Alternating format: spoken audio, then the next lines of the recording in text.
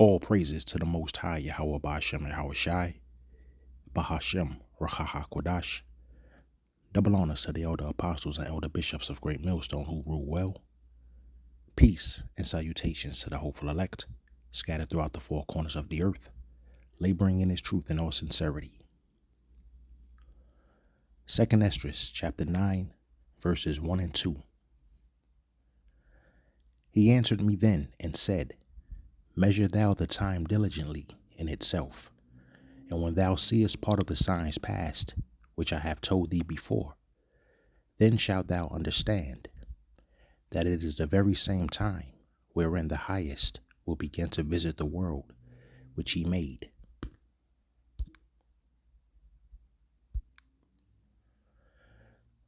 This is an article that I just came across not too long before I started this video here. This is off of dailymailnews.com, and this was published just yesterday, June 1st, 2026. Microchips could be put under prisoners' skin to track them, tech bosses tell prison minister. Microchips could be inserted under the skin of offenders to track their movements, tech bosses have suggested. The proposal was put forward by tech bosses as a way of monitoring prisoners in real time and around the clock. The idea was suggested as part of a roundtable event with the prison minister, Lord Timpson, and representatives from tech firms. Other ideas put forward include driverless prison vans and robot-run jails.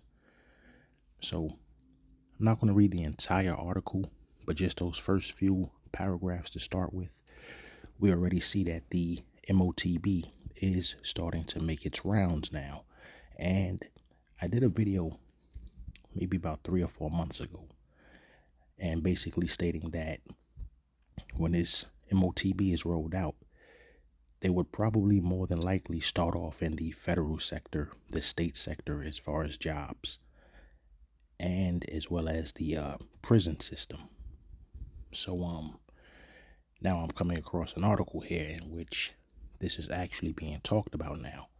And so these people that are in these prisons, as well as the ones who are on parole and probation, this will become a requirement, as far as this thing being made mandatory and pushed, not just in this country, but globally, eventually, and very soon here. So once again, that last paragraph I read, the idea was suggested as part of a roundtable event with the prison's minister, Lord Timpson, and representatives from tech firms. Other ideas put forward include driverless prison vans and robot-run jails. So the MOTB right now, we're in the 4th industrial revolution here, and we're starting to see, I wasn't even really looking for this here. I guess I've been looking for this so much in the past, though, that the way my algorithm is now on my computer or my cell phone, whenever I come online, a lot of these articles just jump out right at me. And that's what pretty much led me to doing this video here. But in addition to the MOTB, we also see them talking about driverless prison vans as well as robot-run jails. So AI right now in this 4th industrial revolution is starting to pretty much encompass the entire world. Everything that we do in our day-to-day lives, we're going to start coming more and more contact with this artificial intelligence. So, and this is just part of it. But the main thing I wanted to touch on in this video here was the MOTB.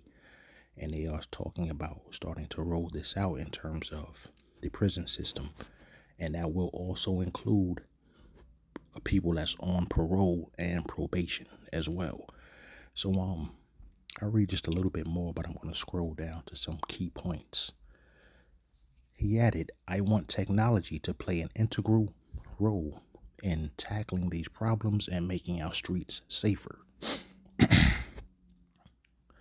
And he told the tech bosses that the meeting was just the start of a new conversation between us and you. And you can see it there on your screen. That is an actual RFID micro C-hip or microchip.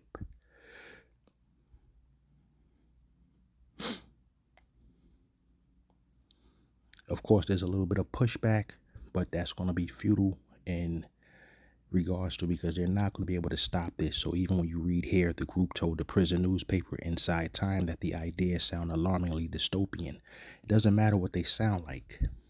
This is actually what the wicked elite are going to push forward. They're going to push through with this, regardless of how much criticism or public pushback they get. So this is going to become an actual part of everyday life here for a little while, just before the Most High makes his return to basically destroy this place. I'm going to read just a little bit further. They added, it's worrying that justice ministers have sat with the tech sector to discuss using robots to manage prisoners, implanting devices under people's skin to track their behavior, or using computers to predict what they will do in the future. I want to pretty much stop there. I'm not going to read the entire article. Just wanted to touch on that key point there, that they are actually talking about implementing the MOTB in these prison systems now, which takes me here to Revelation. I'm only going to read verse 16. He required everyone, small and great, rich and poor, free and slave, to be given a mark on the right hand or in the forehead. In the KJV, it reads as rich and poor, free and bond.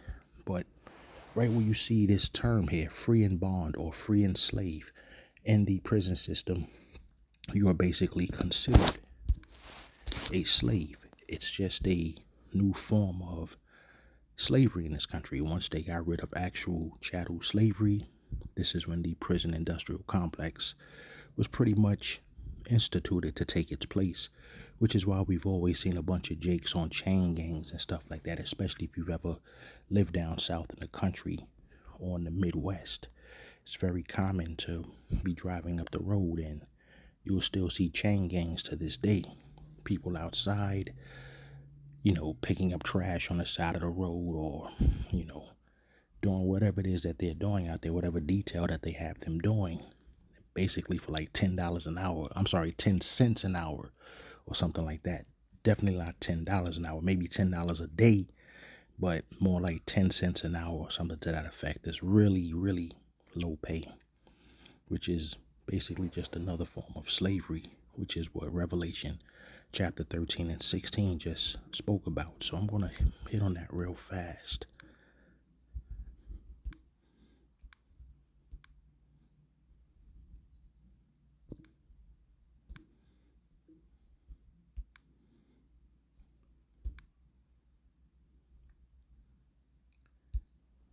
Salakia for that. Kind of lost my place for a minute, but the 13th Amendment to the U.S. Constitution officially abolished slavery and involuntary servitude across the country, ratified on December 6, 1865. Following the Civil War, the amendment outlawed chattel slavery, though it included a specific exception permitting forced labor as a punishment for crime. The constitutional text, Section 1. Neither slavery nor involuntary servitude except, that's the key word there, except as a punishment for crime, meaning prisoners, those who are in jail now, whereof the party shall have been duly convicted, shall exist within the U.S. or any place subject to their jurisdiction. Section 2 gives Congress the power to enforce this article by appropriate legislation.